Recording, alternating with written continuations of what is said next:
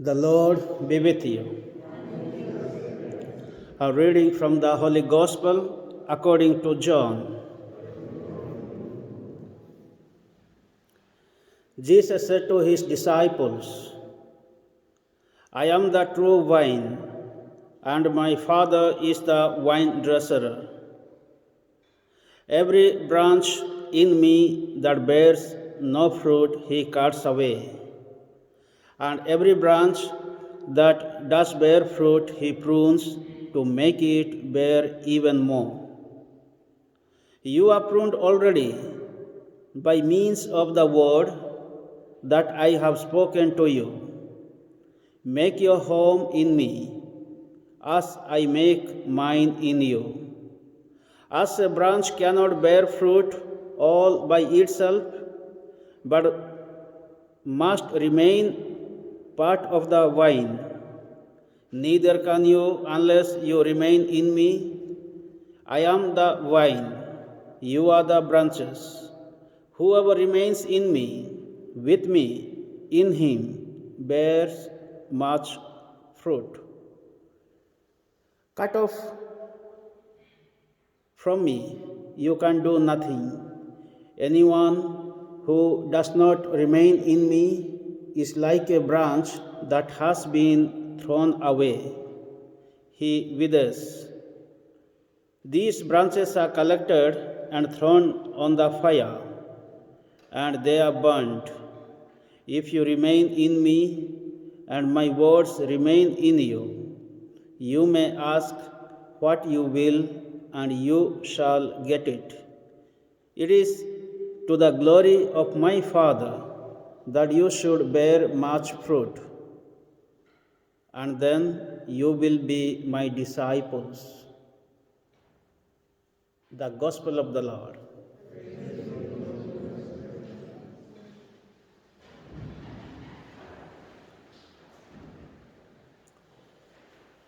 In today's Gospel, just now we heard from the Gospel of John, chapter 15, verses 1 to 8, about the parable of the vine. Jesus said to his disciples, I am the vine, you are the branches, and my Father is the vine dresser or caretaker.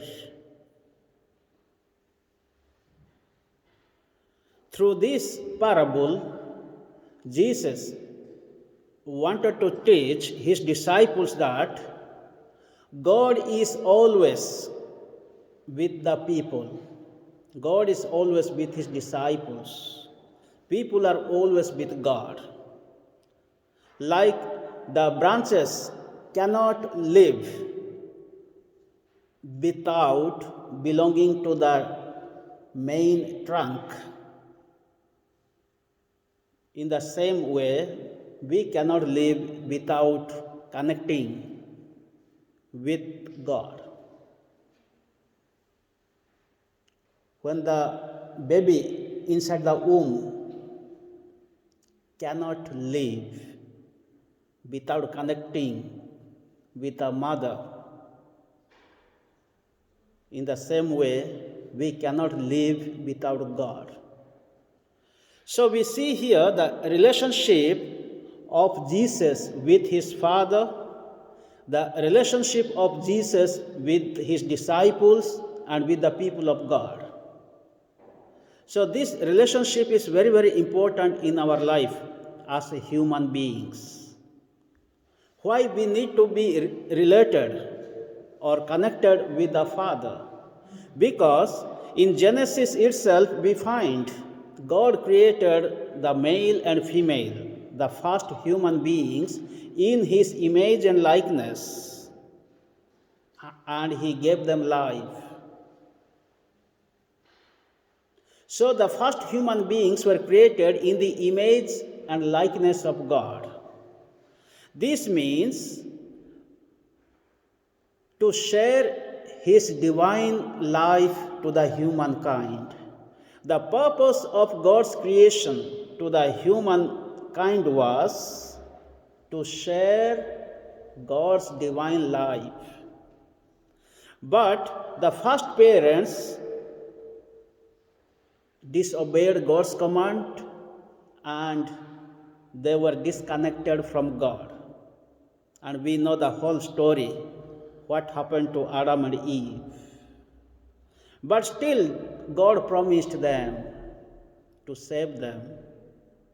And He sent His Son to save us. That is what we read in John's Gospel, chapter 3, then verses 14 onwards. God loved the world so much that He sent His only begotten Son. Those who believe in Him, they may not be perished, but they will have eternal life. The Word became flesh, dwelt among us. So this is what Jesus came to save us. So in today's Gospel, Jesus is telling His disciples, you cannot do anything apart from me. If you are cut off, you cannot do anything. That means if the human beings, if we are cut off from God, we cannot do anything. We may have money or wealth or possessions, but we cannot do anything. So this is what Jesus is telling. And the purpose of God's creation was to bear much fruit. So this was the purpose of God's creation. What type of fruits? The fruits of the Holy Spirit. That we can see in Galatians chapter 5, 22 onwards. The fruits of the Holy Spirit is love, joy, peace, kindness, patience, faithfulness, self-control. So these are the fruits of the Holy Spirit. And He said His disciples, you are pruned already. The more you are pruned, the more you will bear fruits. In the process of pruning, there is a pain, suffering, sacrifice. But the result will be much. There will be more fruits. So Jesus was pruned by the Word of God. That is what Jesus died on the cross. As the result, He rose from the dead and gave for us the salvation. And Jesus is telling His disciples, you are already pruned by the Word. That means you have to listen to the Word of God. You have to listen to me. You have to listen to my command. Then only you can bear much fruit. And today, how can we be pruned in our lives, being the followers of Jesus, being the believers? We can be pruned by the Word of God. Once we listen to the Word of God, we will change our lives. If we don't believe in God, we will try to believe in God. So this is what we see in the first reading. Saint Paul was pruned by the voice of the risen Christ, by the Word of God. As soon as Paul heard the voice of the risen Christ, he was going to persecute the Christians on the way to Damascus. He changed his life, entire life. So the Word of God can change our entire life. The Word of God can prune our life. So this is what we need to always listen to the voice of God. Saint Joseph was pruned by the Word of God. In the scripture, he is known as a just man, righteous man. What does it mean by just man, righteous man? One who always does God's will, God's plan. One who always walks in God's way. One who always believes or trusts in God. So this is the meaning of just man. In the gospel, in the Bible, Joseph never speaks.